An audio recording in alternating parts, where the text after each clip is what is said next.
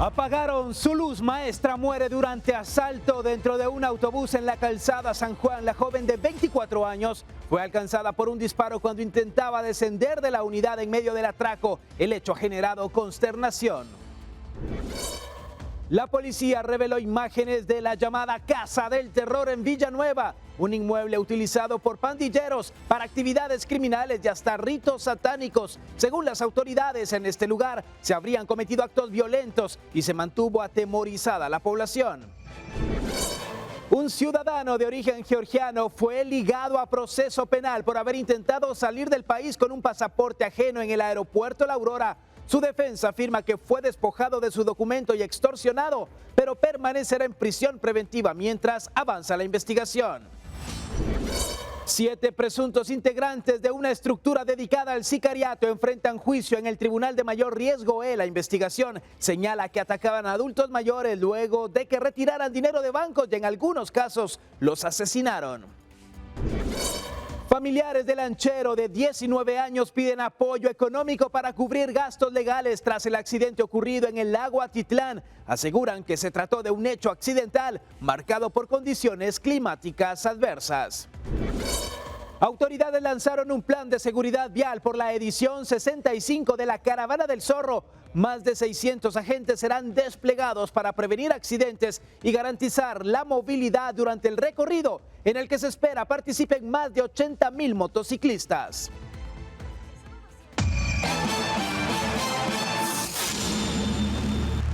Buenas noches, bienvenidos a Impacto Directo, un gusto saludarle a través de Guatevisión, soy Alexis Ponce. En este jueves todo el equipo está preparado para llevarle las noticias, lo más destacado de la jornada. Doy la bienvenida a Claudia Masí, psicóloga y comunicadora que nos acompaña esta noche. También Jorge Granados, médico, abogado y experto en criminología. Germán Galindo, internacionalista.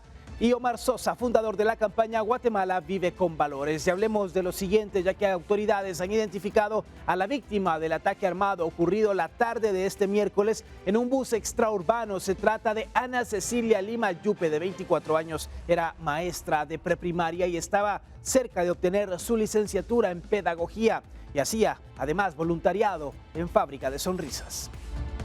Una moña negra y un rótulo se ha instalado afuera de la escuela de párvulos número 64 en la colonia Betania, zona 7 de la ciudad de Guatemala. Acá se anuncia el fallecimiento de Ana Cecilia, una maestra que le tocaba por segundo año impartir clases, esta vez a la sección B de preprimaria, niños de 5 años, que hoy, a consecuencia de este asalto, se han quedado sin una mujer a la que sus padres, familia y compañeros de trabajo recuerdan como abnegada y amorosa.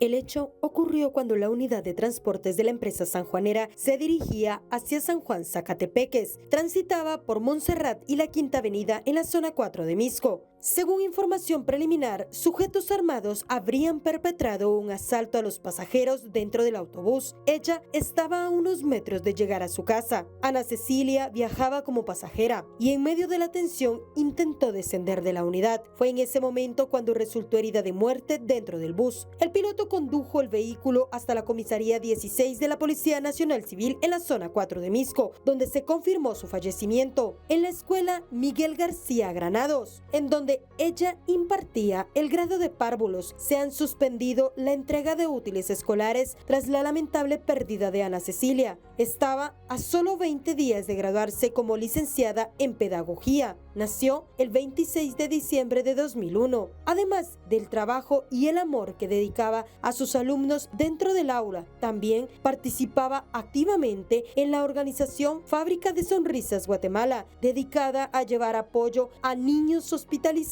y comunidades de escasos recursos. El Ministerio Público y la Policía Nacional Civil aseguran que continúan con las investigaciones para esclarecer las circunstancias del ataque y dar con los responsables. Con imágenes de Saúl Marroquín y Byron Baiza, reportó Andrea Domínguez. Y por medio de un comunicado, la organización Fábrica de Sonrisas lamentó la muerte de Ana Cecilia Lima Yupe, una de sus voluntarias. En el texto expresan: hoy hablamos desde el dolor, pero también desde la convicción más profunda. Lamentamos el fallecimiento de una de nuestras voluntarias a consecuencia de la violencia que golpea a un país que hoy duele. Su vida no puede ni debe ser reducida a una cifra más dentro de las estadísticas. Detrás de su nombre hubo sueños, vínculos, servicio y una vocación genuina por acompañar a otros desde el amor. Rechazamos de manera contundente toda forma de violencia que sigue arrebatando vidas y fragmentando a nuestra sociedad. Vivir con miedo no puede normalizarse. Perder vidas no debe volverse cotidiano. El comunicado finaliza con una exigencia: un país donde vivir y servir no cueste la vida.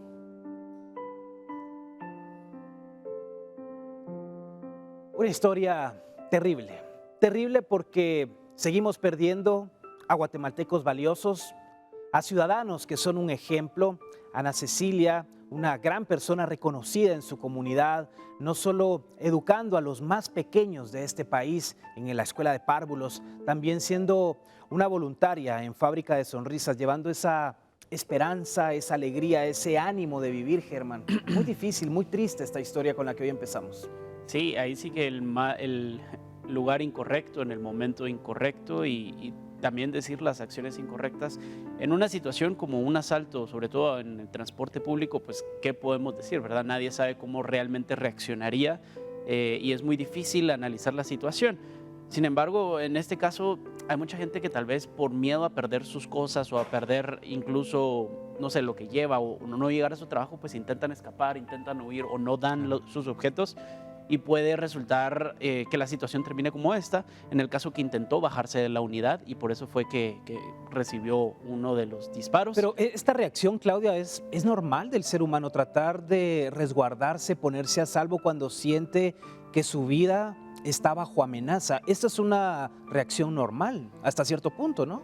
Es que fíjense que ante un evento estresante como esto, de un asalto en el que la vida está en riesgo, generalmente nosotros tenemos 3 comportamientos: o atacamos, o huimos, o nos paralizamos. Y en el caso de la maestra Cecilia, ella lo que hizo es huir. Ella, sus nervios la traicionaron, ella dijo, bueno, tal vez si me levanto y bajo, quizá ellos no me vayan a ver. Lo que pasa es que ella no dimensionó que ese movimiento le iba a costar la vida. Y es que fíjense ustedes que en el caso de los ladrones, ellos también tienen nervios, no los estoy justificando, pero a ellos también ese pico de adrenalina y de cortisol también está altísimo, porque cualquier movimiento, cualquier ruido, ellos lo interpretan como una manera de que se va a frustrar mi atraco, me van a apresar, puedo salir lastimado. Entonces, de veras que qué triste esta noticia, porque se apaga la voz de una docente con lo que cuesta en este país prepararse, enseñar y cambiar vidas. Ahí sí que la lección, si alguno de nosotros o el televidente, que esperemos que no, se encontrara en una situación así, la recomendación es no se mueva, no haga ruido, porque de esta manera usted estaría preservando su vida, a diferencia de que si usted pues tiene algún movimiento que podría ser peligroso. Y entregue sus cosas. Oh, y qué terrible sí, que tengamos, y es que el comunicado dice, no es normal que tengamos que vivir con miedo. No, y es lo que está pasando, Omar. Vivimos con miedo todo el tiempo, escondemos nuestras cosas, no queremos salir, a nuestros niños los tenemos presos. No se vale, no se puede así. Claro, no se vale, porque estamos en un país que en lugar de viento soplan balas por donde quiera, ¿verdad? Al día de hoy ya son 173 muertes en lo que va en el mes de enero. Estamos ante uno de los meses realmente extremadamente violentos. Se pierde una vida útil para la sociedad, pero sobre todo esperemos que no le pase, estimado televidente, pero de pasarle, mire, unas cuantas recomendaciones. Nunca, por favor, vea a estos malhechores a los ojos, ¿verdad? Porque eso puede ser una señal de desafío. Número 2, por favor, como bien lo decía la licenciada Claudia, ante todo, guarde la quietud. Las manos, mire, siempre a la vista, pero sobre todo la respiración. Un consejo: inhale 4, retenga 2 y exhale 6. Cuando usted respira, usted se tranquiliza, no va a huir, sino que realmente va a calmar la ansiedad que en ese momento, este evento estresante le puede ocasionar. Como le digo, son recomendaciones muy mínimas que le pueden salvar la vida. Nuestras condolencias a la familia de Ana Cecilia. Faltaban 20 días Sí, 20 días para que se graduara como licenciada en pedagogía. Estaba a escasas cuadras de llegar también a su casa. Son situaciones inexplicables. Nuestras condolencias. Volvemos. Agentes de Policía Nacional Civil ingresaron la noche de este miércoles a un inmueble ubicado en la zona 12 de Villanueva. Es señalado como un centro de operaciones de las pandillas. Según las autoridades, el lugar es conocido como la Casa del Terror por los hechos ilícitos que presuntamente se cometían en su interior. La PNC difundió un video de un operativo realizado en el asentamiento La Isla en la zona 12 de Villanueva, donde se observa a agentes armados ingresar de forma táctica a un inmueble. Esta acción se realizó como parte de los patrullajes estratégicos desplegados bajo el estado de sitio vigente. El jefe de operaciones de la Comisaría 14 explicó que el lugar ha sido utilizado por pandilleros para ritos satánicos y bautizos de nuevos integrantes. Las autoridades también aseguran que el lugar ha servido para mantener a personas privadas de libertad e incluso como cementerio clandestino. Denominada Casa del Terror, donde hemos tenido información que miembros de estos grupos de pandilleros terroristas han utilizado para infundir terror, que es un lugar que han utilizado para realizar algún tipo de ritos satánicos, donde efectúan bautismos para sus nuevos miembros, infundiéndoles precisamente la mentalidad de tener valor y valentía para realizar cualquier tipo de hecho delictivo. Y se tiene información también que han utilizado este lugar como para tener personas víctimas de secuestro como rehenes para pedir rescate, indicando que les quitarán la vida al no hacer efectivo ese rescate. Durante el ingreso, los agentes localizaron colchonetas, mientras vecinos del sector expresaron alarma y aseguran que por años han convivido con temor alrededor de ese inmueble. El caso evidencia la forma en que los pandilleros operan desde zonas vulnerables, en medio de la crisis de inseguridad que mantiene al país bajo medidas excepcionales. Reportó Andrea Domínguez. Y más allá de todo el show, de todo este espectáculo que se ha montado alrededor de la Casa del Terror, porque ese es el nombre que le puso la Policía Nacional Civil, a mí me hubiese gustado que hubieran llegado tiempo atrás. Y es que, Jorge, han llegado a una casa abandonada donde no hay nadie, porque no hay capturas. Sí. No, es una casa fantasma ahora. Y casas del terror hay en todos lados y calles del terror también, como y los personas del terror también. O sea, es un asunto de transculturización en las pandillas juveniles, ahora llamados terroristas, el hecho de que son jóvenes que no tienen ninguna identidad familiar o religiosa, el adoptar ciertas costumbres o hábitos que incluso vienen de la Edad Media, o por ejemplo, cultos digamos, venerando cultura, por ejemplo, a la Santa Muerte. Y obviamente ofreciendo ritos satánicos en los cuales descuartizan a personas o acometen actos de violación y agresión sexual, entre varios, para darle el bautizo y el bienvenido a un nuevo integrante del grupo. De todos es conocido esto, el tema de los tatuajes, el tema de lo que simboliza también los piercings, y obviamente esto también pone en relevancia lo importante que es también hacer cierto tipo de allanamientos en los cuales los vecindarios sospechen, y por favor ahí a las autoridades un llamado de atención, y también a los vecinos cuando vean que hay algún inmueble que está abandonado, que también se denuncie, porque obviamente estas casas muchas veces han sido abandonadas por sus propietarios por amenazas de extorsión, de secuestro, y son bienes que quedan mostrencos, le llamamos dentro del derecho, que, como sin dueño, pero realmente son utilizados para actividades delictivas, para planificación de delitos, o bien para actividades de ese ¿Cuántas casas tipo? del terror no existen hoy o existen hoy en nuestro país y están operando? El hecho es de que llegan a este lugar porque estamos bajo un estado de sitio, pero en otras circunstancias estuviese ahí la casa todavía, Claro. porque esto no es nuevo. Los vecinos señalan que estaban preocupados, sabían lo que ahí ocurría, pero curiosamente es hasta ahora, Germán. Sí, eso es justo lo primero que pensé, que cuando estábamos viendo las imágenes, es por qué resulta que cada vez que encuentran este tipo de sitios ya no hay nada. O sea, cómo realmente ellos reciben esta información, por qué en ese momento, o porque a mí me genera duda, tal vez porque ya saben que ya no hay nadie, que ya no hay operativo dentro de parte de alguna pandilla, por eso es que llegan a entrar. Como que les avisan, bueno, ya soltamos la casa, ya pueden ir a revisar lo que quieran, porque realmente es un show, eso es lo que están haciendo. Uno, y dos, otro punto importante que considero yo también sobre el tema de los vecinos es, hay mucha gente a la que le quitan la casa, ¿no? O sea, se meten, si tengo un negocio, tengo esta casa para darla en renta, pero se meten los pandilleros y la empiezan a usar de este tipo de negocios, ¿verdad? De delitos. Pues lo primero y lo más importante es poner la denuncia, ¿no? Porque al final, si quitan la casa o se dan cuenta que están cometiendo delitos allí, pues van a ir con el propietario del inmueble, y eso es peligrosísimo tanto para la comunidad en general de los vecinos como para los propietarios. Y lo que muchas veces sucede también, Omar, es que las personas tienen miedo a denunciar, y cuando denuncian se filtra en ocasiones la información y los delincuentes saben quién es la persona que ha presentado esa denuncia, y las represalias, el miedo. Claro, las represalias o la no actuación de las autoridades, porque fíjense, compañeros, que ya tenemos casa de los chocobananos, ya tenemos casa del terror, casa de los tamales, ¿verdad? Eso está buena. Entonces, imagínense, ¿verdad? Entonces, aquí lo que da realmente tristeza es, por ejemplo, el Ministerio de Cultura y Deportes es uno de los ministerios que menos ejecutó el año pasado. Esa casa no debería existir y llamarse así, se debería llamar la Casa del Deporte, la Casa de la Cultura.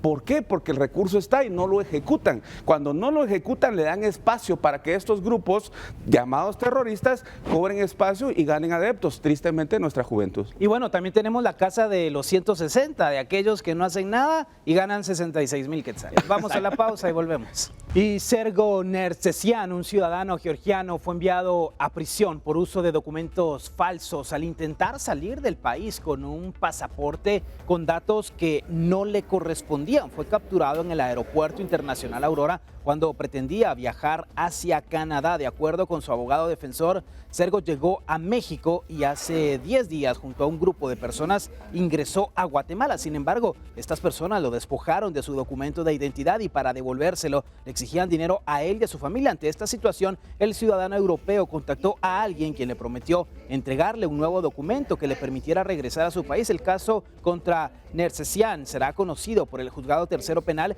y se programó la audiencia de etapa intermedia para el 15 de abril.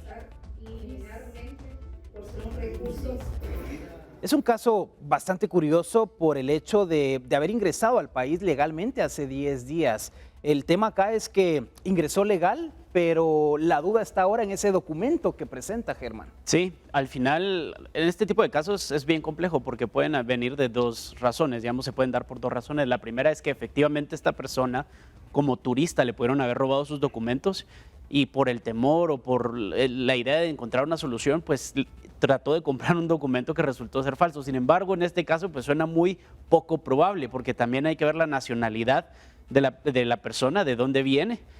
Si es que viene de allí, ¿verdad? Recordemos que Georgia es un país que pues está sufriendo muchísimo por invasiones rusas y que mucha de su gente se presta también para el traslado de drogas y es una ruta que toma mucho entre América Latina y España.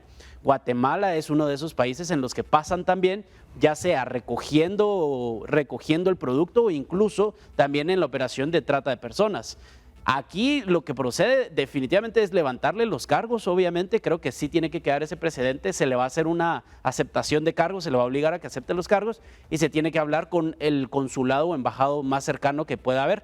Si no estoy mal, en Guatemala existe un consulado como formal, digamos, no al 100% de Georgia y debería de hablarse para poder devolver al ciudadano y verificar si efectivamente es ciudadano de Georgia y si tiene papeles en ese país, porque puede ser ciudadano de otro, incluso claro, como y sobre Rusia. todo esa coartada de haber estado en México, las personas con las que ingresa, todo ese seguimiento que tienen que hacer, Claudia, en este caso. Sí, yo creo que aquí hay que hacer una investigación, ¿verdad? Realmente quién es él. Estaba leyendo parte de la nota donde él decía que no se había dado cuenta que sus datos estaban alterados. Miren ustedes, ¿quién no se va a dar cuenta si le dan su documento, su pasaporte, de que no coincide mi nombre, que no coincide mi fotografía? Aquí hay algo que no casa y precisamente eso es lo que se tiene que investigar para que esto pues no se vuelva a dar. Y en el caso de este jovencito, pues de plano va a tener que pasarlo de los cargos, pero también me imagino que lo van a enviar a su país con la respectiva investigación de por medio. La suplantación de identidad es algo más común de lo que podemos imaginar, Jorge, y las estructuras criminales lo utilizan precisamente para que no quede manchado el nombre de la persona y puedan tener esas entradas y salidas irregulares de distintos países. Así es, ¿no? Y lo extraño, Alexis, es que cualquiera en su sana lógica mínima es acudir al consulado, a la embajada, al Ministerio de Relaciones Exteriores, O la policía, o sea, a no la vas a ir a policía, buscar a un tramitador a la 20 calle con el debido respeto para que me saque papeles. O sea, obviamente el juzgador toma una acertada decisión al mandarlo a prisión preventiva. Porque si vino hace 10 días, que documente qué hizo en esos 10 días, en dónde estuvo, con quién estuvo. Hay identificación, que son las huellas, que son las maneja el FBI, el buró a nivel mundial, en las cuales se puede documentar esta persona tiene antecedentes criminales. Pero supongo posiblemente el caso esté en reserva, no sé, pero para que el juez haya determinado que era mejor tenerlo en prisión preventiva, algún antecedente criminal, de tener Pero tal vez ella iba de hasta alguna salida. alerta, porque no Imagínense. pasa, eso no pasa de manera rutinaria. Normalmente Claro. la embajada, incluso el embajador o el del consulado, se apersona donde está el ciudadano del país que representa y él les da incluso el apoyo logístico, el acompañamiento legal para que pueda obtener un trámite temporal para que pueda viajar a su país de destino. Pero que de una vez lo dejen en prisión preventiva es porque algo más saben de esta persona. Y sobre ¿verdad? todo aquí, Omar, vemos una acción oportuna de las autoridades migratorias detectando que el documento que portaba carecía de legalidad. Sí, mira, eso es muy importante también, ¿verdad? Porque hay que reconocer y darle al César lo que es del César. Son las acciones mínimas que realmente esperamos. No sé si realmente él extravió el documento, no lo sabemos, pero si de repente suplantó Se ese lo documento, robaron, pues, no. también la pregunta es quién le colaboró, de dónde lo sacó. Claro. O sea, la investigación una no solamente red de- va con claro. él, sino que también dentro de esa red de corrupción, esas entidades también, ¿verdad? Tienen que ser investigadas fuerte y profundo. Bueno, si lo cacharon también, el documento no fue una buena réplica también, o sea, no Sí, quiere decir que también. venga de una entidad oficial, sino que viene de una red de crimen organizado que opera a nivel internacional. Ni siquiera Guatemala no ha de ser su centro de operaciones, tal vez un centro de paso, porque venía de México y porque el destino final probablemente era Europa, Claro. era España. posiblemente- hacia Canadá. o posiblemente Cualquier tenía- episodio de Alerta Aeropuerto podemos ver que este tipo de casos se Claro. repiten todos los días total, sí. y que vienen de América Latina, pasan por ciertos países que son foco de alerta roja, como son México y Colombia, pasan por Guatemala, pasan por Centroamérica y llegan a España, Pero que otra es la cosa es que puerta podría a tener Europa. también varios pasaportes. Eso puede suceder, ¿verdad? O sea, Claro. no se puede utilizar uno o se extravía, entonces tienen una red de pasaporte, pero lo que ustedes decían, las personas no lo hacen solo definitivamente. Claro. Lo bueno es de que ahora en el aeropuerto pues sí se tienen los escáneres, se tienen las medidas necesarias para poder verificar nombre, fotografía. y Siempre- algunos datos siempre se ha importantes tenido, pero- para poder el apoyo de triangular y Estados Unidos, cotejarlo. el apoyo de Estados Unidos, Sí. esa verificación. Y otra situación, algo que me imagino, Jorge, generó la alerta de inmediato es la nacionalidad. No Sí, es sí, tan muy común común, que sí. un ciudadano desde Solo, Georgia de esa se edad. encuentre en No, y Guatemala. comparte el criterio del licenciado Germán. Obviamente cuando una persona viene, y no es que uno esté con algún tipo de discriminación, de discriminación pero hacia se otros hace, países, son pero países obviamente de es como alerta así roja. ven a un sí. colombiano viajando a Claro, Europa, también claro. miramos a alguien Ya de lo ven Georgia raro. que viene Es lo aquí a mismo. Guatemala. Es ¿Qué vino a normal. hacer? Porque anda solo, porque no anda sin familia, Claro. no anda con una agencia de viajes, no puede documentar qué vino a hacer, cómo lo hizo y por qué se vuelve a ir. Obviamente la primera, Además se le pues, agarró por tener un documento falso, no por ser georgiano. No, No, pues, exacto. no, es No, que y eso otra no es- cosa. eso lo no que es delito mencionaste, ser de otro ¿qué país? actividades Sí. o qué estructuras podría identificar él a través de La un mafia pasaporte georgiana, falso, la en los mafia cuales también se Rusia. dedican, como bien Claro. indicaste, De trata de Rusia. personas, tráfico de estupefacientes, fentanilo, pueden pasar muchas cosas. Y a lo mejor él es la pieza que puede determinar una investigación exitosa para poder identificar una estructura más grande. Tenemos que ir a la pausa. Siga con nosotros aquí en Guatevisión. Ya volvemos. Este día inició el juicio contra 7 hombres acusados de pertenecer a una estructura dedicada al sicariato. De acuerdo con la investigación, los acusados buscaban a personas de la tercera edad que acudían a entidades bancarias a retirar dinero. Las identificaban, las perseguían, posteriormente las interceptaban para despojarlas del efectivo y en algunos casos las asesinaron. Durante la audiencia, los acusados se abstuvieron de declarar ante el tribunal. Dos de las víctimas que fueron identificadas en el debate son Gladys Angélica Rodríguez y Jocelyn Rompich. El acusado, identificado como Jorge Daniel López Villalta, fue condenado en septiembre del 2024 a una condena de 25 años de prisión al ser encontrado culpable del asesinato de José Arturo Sierra, exmagistrado de la Corte Suprema de Justicia. Y este tipo de casos en donde a los delincuentes no les basta con el hecho de despojar a las personas de sus pertenencias, sino también tienen que recurrir a la violencia extrema que cobra vidas, Omar, y acá siendo personas de la tercera edad que con sacrificio van a retirar su dinero del banco y luego quieren gastarlo sin imaginar que hay alguien que les está controlando. Sí, es triste, ¿verdad? Porque son personas que realmente posiblemente ya no tienen un trabajo formal, alguna remesa o algo.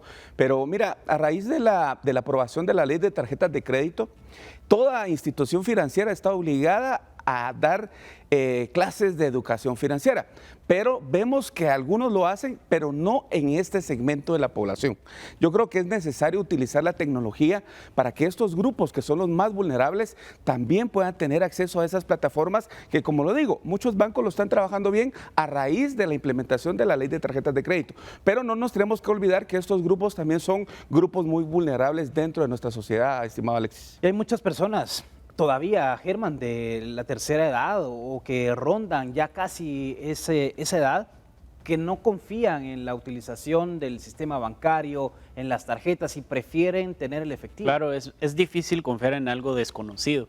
Entonces, si ellos no tienen esa integración dentro de las plataformas digitales, que como lo dice Omar, sí existe una directriz, una ley Claro. que lo implica y lo fomenta, pero si aún así existe cierta resistencia, van a seguir aplicando los mismos métodos con los que han pasado toda su vida. Y no tiene nada de malo, también deberían de poder. Si yo quiero ir al cajero, también tengo derecho y puedo ir al cajero sin tener miedo de que pase algo así. Entonces, la responsabilidad aquí no va tanto sobre las instituciones, que sí la hay, y sobre la gente que sí la tienen de cuidarse, sino por la seguridad, ¿no? O sea, si ni siquiera este grupo que realmente son víctimas se puede cuidar y no pueden estar tranquilos, es que ya es problema de seguridad, no tanto de las instituciones. Este es un problema grave. Miren, estos hechos no son de manera aislada, ni un golpe de suerte. El ver a una ancianita No, salir los y decir, Es un ella seguimiento. posiblemente lleva en Sí. su bolsita, porque puede ser que haya ido a pagar sus servicios. No, aquí recordemos que, y se ha visto, que es una red de empleados de las instituciones bancarias o de estas entidades que les proporcionan información y alertan a los ladrones de que la señora o el señor que acaba de salir pues lleva una fuerte cantidad de dinero o dinero, ¿verdad? Y lo que hablaban de la vulnerabilidad, eso es muy cierto. Una persona de la tercera edad no tiene las estrategias para defenderse, no tiene esa agilidad física para correr o la agilidad mental para decir me voy a esconder. Bueno, al final o voy a ir a ninguno, esquivar. una vez te enseñan Sí, un arma, una vez después con la una Y fíjate, pistola Alexis, de enfrente. que esta gente ya es reincidente, o sea, han estado, se les imputan los delitos de asesinato, incluso del magistrado Sierra, un excelente abogado que falleció en manos de uno de estos criminales. Es ahí donde el delito de asesinato tiene aparejado a 50 años la pena de muerte. No se puede aplicar en Guatemala por los tratados en materia de derechos humanos y por el Pacto de San José, que limita que aquí podamos aplicar la pena de muerte. Pero ya que mi opinión es personal, sí existen métodos para que pueda ser viable la pena de muerte en personas en las cuales, como estos criminales, se dedican a estudiar personas de la tercera edad, vulnerables, que planifican con ensañamiento, alevosía, ventaja, premeditación y en actos repetitivos matan a cambio de dinero. Pero es que son personas sicarios, son pero estas sicarios. personas no tienen, y en Guatemala, que tampoco tenemos, estas personas no tienen ningún plan de poderse reivindicar o de poder establecer. Ser reinsertadas. Sí, o sea, estas personas no es que tengan un trastorno mental que pueda eximirlos de la responsabilidad penal. Están usando su inteligencia de la manera más negativa pero posible mira- para su beneficio. pero mira las Es ahí donde sería aplicar la pena de muerte. Pero mira las características de un sicario, no tiene empatía,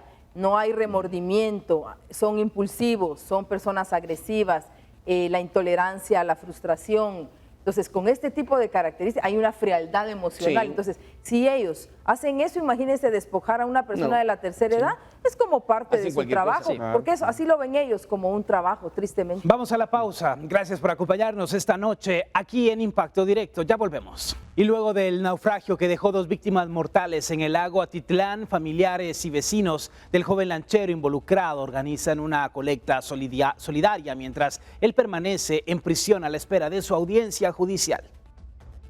Familiares y personas cercanas al joven lanchero de 19 años, originario de Santa Cruz, La Laguna, Sololá, quien conducía la embarcación que el pasado martes 27 de enero zozobró en aguas del lago Atitlán, han organizado una colecta como apoyo solidario para cubrir los gastos en que incurra derivado de este fatal suceso. Ante esto, la población se puede abocar a la sede de cualquier asociación de lancheros en el lago Atitlán para apoyar o comunicarse a una página en redes sociales denominada Apoyo a Familia Lanchero Atitlán, creada para esta causa. Mientras tanto, el capitán permanece en prisión a la espera de su audiencia de declaración que se ha programado para este viernes en el juzgado de primera instancia penal en la cabecera departamental de Sololá. Al mismo tiempo, la Capitanía Lacustre de Atitlán informó que el transporte de pasajeros en el lago se encuentra con normalidad, aunque se ha solicitado que el uso del chaleco sea obligatorio para todos los usuarios del transporte. Yo como representante de la Capitanía Lacustre de Atitlán, pues reitero el compromiso nuestro de salvaguardar la vida en los cuerpos de agua, en este caso en el lago de Atitlán, por lo que pido a todas las personas o los lancheros de la cuenca que acatemos las diferentes directrices que se envían. Se les recuerda el uso de chalecos salvavidas, eso aplica para todo, para tanto los tripulantes como para los que maniobran las embarcaciones, así como cargar todas las medidas necesarias, ¿verdad? Reportó desde el departamento de Sololá para el noticiero Guatevisión, Freddy de León. Es una situación triste para la familia de estas 2 mujeres de nacionalidad panameña y por supuesto también para este joven lanchero de 19 años que es el principal señalado en este accidente. Jorge, ¿cuál es el camino legal que viene? ¿Se dictará una sentencia? ¿Logrará cumplir un arresto domiciliario? ¿Qué es lo que se viene? Lo primero, digamos, a veces nos confundimos porque vemos que es una escena, digamos, hagamos de caso que lo de la lancha es como un hecho de tránsito en la carretera. Solo que aquí tenemos una lancha que vuelca y obviamente mueren 2 personas extranjeras, solo que es en el agua. Aquí lo que está pasando es de que obviamente el directamente responsable no necesariamente es el muchacho. Hay que llamar las cosas por su nombre. Hay que hacer una investigación científica y seria y deducir responsabilidades a quien corresponde. Pero se cuenta con esos recursos aquí para hacer esa investigación. Buena observación, Alexis, porque la investigación debería de incluir un peritaje de la lancha, si estaba en las condiciones no solamente de ergonomía y de diseño para poder transportar la cantidad de pasajeros que llevaba. Segundo, aquí hay una responsabilidad que me pareció interesante que también el Ministerio de la Defensa saque a la cabeza, porque también los que extienden los tarjetones para esto es la Capitanía Lacustre, que es una actividad en la cual ellos son los que verifican quiénes son las lanchas y transporte marítimo, no solamente el lago de Atitlán, sino en los ríos y mares de la República. Otra cosa importante, hay un acuerdo del 2024-7 del Consejo Municipal de Panajachel, quien establece el reglamento para poder establecer la cantidad de pasajeros, chalecos y todo, es la Municipalidad de Panajachel. Está publicado en el Diario Oficial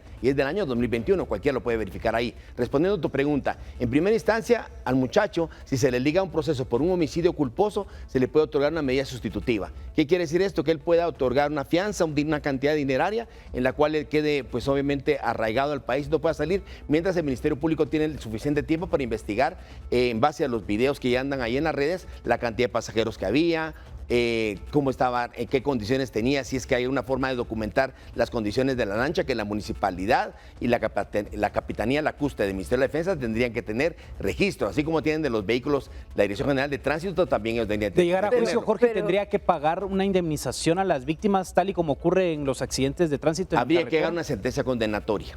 Si se llega a deducir responsabilidades, pero ojo, que la pita se rompe por el lado más delgado. De repente el muchacho es inocente, él tal vez solo es un empleado, Claro, y él se ve obligado su... a tener que usar la lancha. Claro. De repente la responsabilidad recae sobre el propietario de la lancha, que sabe que la lancha ya no está en condiciones de seguir siendo maniobrable, o sobre la municipalidad, que no ejerce su derecho de verificar que las embarcaciones se encuentran en buen estado, o de la Capitanía Lacustre. Sí, lo cierto es que en este caso hay muchas personas responsables. Pero sí pueden Tenemos otorgar una que ir medida. a la pausa. Siga con nosotros, ya volvemos. Le contamos contamos esta insólita noticia. Vea lo siguiente, en Inglaterra un abuelo de 80 años se ganó la lotería en el 2010 y decidió armar un imperio de drogas. Ha sido encontrado culpable de varios delitos y ha sido condenado. En la siguiente nota le contamos cómo llegó a manejar un capital de más de 332 millones de euros.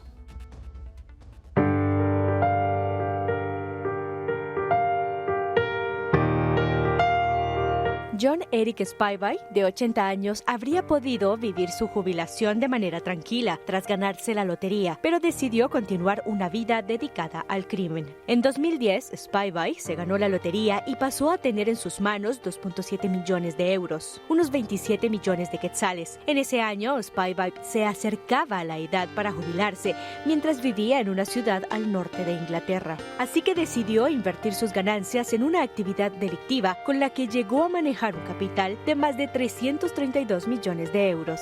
Él, junto a su hijo y 2 personas más, integraban la red criminal dedicada a la distribución de pastillas falsas y armamento. Los criminales iniciaron sus operaciones en una vivienda rural, propiedad de Spivey, pero el adulto mayor no solo prestaba su vivienda para fines criminales, sino también invirtió en maquinaria para la falsificación y producción de los fármacos. Eran pastillas de etizolam, camufladas como diazepam.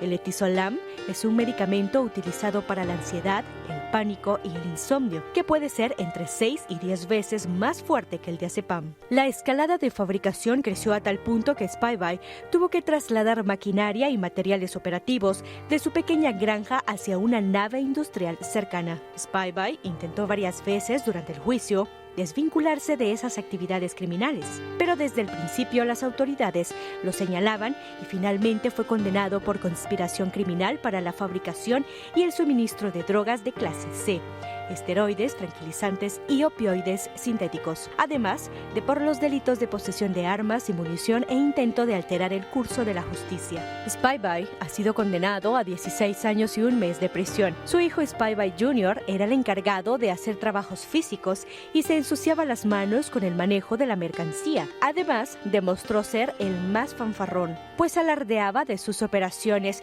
y hasta bromeaba con codearse con multimillonarios como Elon Musk y Jeff Bezos, reportó Ginny Sogben.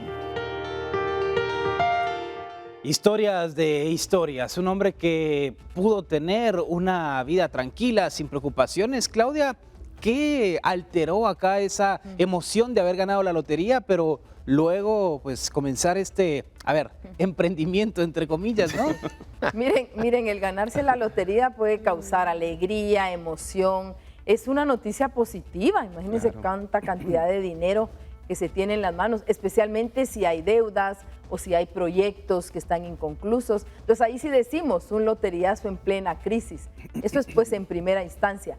Pero ¿qué sucede cuando este dinero cae en manos de personas que tienen una avaricia extrema, que aman el dinero, que son personas impulsivas o bien que tienen alguna perturbación mental? Podría ser el caso de él, que tenía un deseo reprimido, en donde no les importa dañar, porque aquí se estaba creando no solo adicción, sino también muerte. Entonces ese dinero ya no se convierte en una bendición ni en una alegría, sino en una lastre. Y miren aquí qué triste, porque la edad del Señor arrastró también a su hijo, que me imagino que también tiene un proceso y va a ser condenado por estar en este tipo de negocios. Así que aquí, como hemos dicho, el poder, la fama y el dinero son 3 regalos que nos dan del universo, y si nosotros no los sabemos manejar, si nosotros no lo sabemos controlar, esto nos controla a nosotros y se convierte en una maldición. Y el dinero, ¿cómo termina afectando muchas veces a los seres humanos, Germán? Y acá es una historia en donde nos damos cuenta cómo se puede destruir algo que se obtuvo de una manera fácil, el loteriazo. Sí, a ver, yo también voy a decir que yo no creo que después de ganarse la lotería inmediatamente pensó qué voy a hacer con este dinero y se le ocurrió en ese momento. Probablemente esta persona ya tenía un contacto con cierto tipo de sustancias, drogas o con un mercado negro e incluso de armas también. Lo que hizo el dinero vino a potenciar y a facilitarle el acceso o la distribución de lo que él ya consideraba en su día a día probablemente. Entonces no creo que haya sido a partir de ganarse la lotería. Obviamente el caso pues es bastante bastante extraordinario porque incluye estos dos factores, la edad de la persona, pero fácil pudo haber tenido 40 años, o sea, realmente no importa, el conocimiento ya lo tenía, la experiencia ya lo tenía, solo recibió los medios y lo hizo. Claro, dicen que cuando el dinero llega fácil se va también. Omar. Sí, mira, y tristemente hay personas que dicen, fíjese, me dicen a mí que el origen de los males es el dinero. El origen de los males es el dinero. Yo les digo, fíjese que no. El dinero realmente es una bendición cuando realmente es bien ganado. Sí. Lo malo, lo triste y lo lamentable es lo que usted hace con el dinero. Porque esta persona con ese dinero, aquí en Guatemala, ¿qué hubiéramos hecho? Yo formo muchas campañas, le doy alimentación a muchas personas, pongo hogares para perros, tantas cosas que se pueden hacer. Pero depende cómo usted con ese dinero también quiere bendecir la vida de otros. Bueno, vamos a la pausa aquí en Impacto Directo. Ya regresamos. Con la participación de más de 80,000 motociclistas, las autoridades activarán un plan de seguridad vial para la edición 65 de la Caravana del Zorro, peregrinación que recorrerá más de 200 kilómetros desde la capital hasta la Basílica de Esquipulas, del viernes 6 al domingo 8 de febrero. La edición número 65 de la Caravana del Zorro está programada para el 7 y 8 de febrero. Es por ello que se presentó el plan de seguridad en el cual el objetivo principal es que haya 0 incidentes con relación a las personas que van en la peregrinación. El plan está sobre la mesa. A nosotros nos corresponde cumplir con todas las reglamentos, instituciones, y sobre todo pues la expectativa sería de llevar sin novedad a miles de peregrinos, como siempre, a dar casa al Señor de Esquipulas. Del viernes 6 al domingo 8 de febrero estará activo el plan de seguridad vial para la edición 65 de la Caravana del Zorro. La peregrinación en motocicleta recorrerá 222 kilómetros desde la Plaza de la Constitución hasta la Basílica de Esquipulas en Chiquimula, con una participación estimada de más de 80,000 motociclistas. Se instalarán 32 puestos de control a lo largo de la ruta, con apoyo de agentes de tránsito de la Policía Nacional Civil, policías municipales de tránsito, brigadistas de Provial y agentes de la Policía Nacional Civil.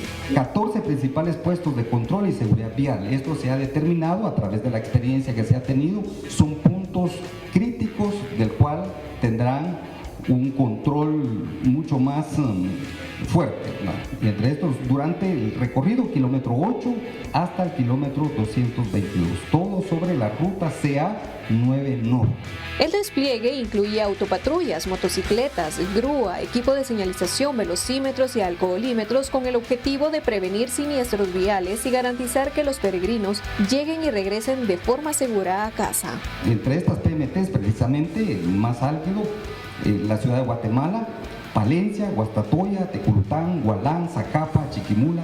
El viernes 6 de febrero, la Policía Municipal de Tránsito de la capital realizará un cierre vehicular en la 7ª Avenida y 9ª Calle de la Zona 1, mientras que en Esquipulas habrá ley seca desde las 6 de la tarde del mismo viernes. La Conred e instituciones de salud, de seguridad y también bomberos estarán en alerta amarilla desde el viernes hasta el domingo. Con imágenes de mi compañera María René Barrientos, reportó Maybol Saucedo. La Caravana del Zorro tiene a muchas personas que apoyan, otros que son detractores y que cuestionan todo lo que ocurre alrededor de este evento, de esta peregrinación, que es patrimonio cultural intangible de la nación. Y sobre todo a mí me sorprende mucho, Omar, las historias. Generalmente uno platica en esta temporada y siempre hay alguien que cuenta que de infancia iba con su familia, que participaba o que sigue participando ahora en la Caravana del Zorro. Claro, mira, eso es lo más bonito, porque cuando lo haces realmente por el motivo correcto, dejas un legado. Y realmente, si hablo del motivo correcto, pues bueno, hay que ir a lo que se va, al peregrinaje, la fe, la devoción, la tradición. Y una buena noticia, estimados motoristas, les cuento, la carretera está por lo menos ya bien parchada, ¿verdad? Así que váyanse tranquilos, guarden la calma y que Dios los acompañe. Sobre todo, Germán, seguir las medidas de recomendación que escuchábamos, la ley seca que va a estar también vigente en Esquipulas. Sí, es importante. Yo creo que estamos viendo un buen esfuerzo de parte de las autoridades competentes, a quienes les compete precisamente esto, y organización entre los departamentos. Entonces esperemos que no existan accidentes y que se pueda individualizar a quienes, como todos los años, pues hagan este tipo de delitos o de accidentes, ya sea porque están bebiendo y manejando, por lo que sea, y que se les pueda reprimir. Y el mismo comité organizador tienen toda esa logística, vigilan mucho, Claudia, que se respeten las instrucciones, que no sobrecarguen motocicletas o hagan cualquier otro tipo de faltas. Sí, el objetivo es que no se empañe este evento que es tan nuestro. Imagínense, 65 años de la Caravana del Zorro, ya es parte de los guatemaltecos. Esta es una peregrinación masiva en moto que sale de la zona 1 de la ciudad capital. El kilómetro 0. Exactamente, sí, y va hacia Esquipulas, Chiquimula, y el objetivo nació para ir a visitar y a venerar al Cristo Negro de Esquipulas, hacerle alguna petición especial, así que este evento esperemos que se desarrolle de la mejor manera, porque es la combinación de fe, de tradición y también de trabajo en equipo. Y Jorge, vienen extranjeros también a esta Caravana del Zorro, no es una tradición exclusiva de los guatemaltecos. No, y una cosa aquí, compartiéndolo mis colegas panelistas, por favor, una súplica para todos. Si bien es cierto, el reglamento de tránsito solo obliga al uso de casco, por favor, llevemos nuestras coderas, tobilleras, rodilleras, porque muchas veces no hay muertes, pero lo que hay personas fracturadas o que pueden quedar lisiadas de por vida por una caída. Entonces, por favor, más si llevamos niños o mascotas, así como vemos en cámara en este momento, démosle todas las medidas de protección necesarias para evitar, si no una muerte fatal, pues que sería fatal por su nombre lo indica, protección para codos, brazos, cadera, espalda, y ustedes como motoristas lo saben, que Dios los acompañe. Llegamos así al final de Impacto Directo en este jueves. Gracias por acompañarnos, a los panelistas, Claudia Masí, psicóloga y comunicadora, Jorge Granados, médico, abogado y experto en criminología, Germán Galindo, internacionalista, y Omar Sosa, fundador de la campaña Guatemala Vive con Valores. Una excelente noche, soy Alexis Ponce. Recuerden, nos vemos mañana, 19 horas, aquí por Guatevisión. Pásela bien.